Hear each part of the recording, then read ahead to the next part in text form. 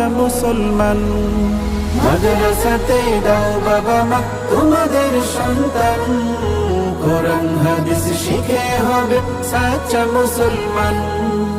ঈমান ও আমলে হবে মুমিন মুসলমান, কোরআন হাদিস শিখে হবে সাচ্চা মুসলমান। কোরআন হাদিস শিখে হবে সাচ্চা মুসলমান।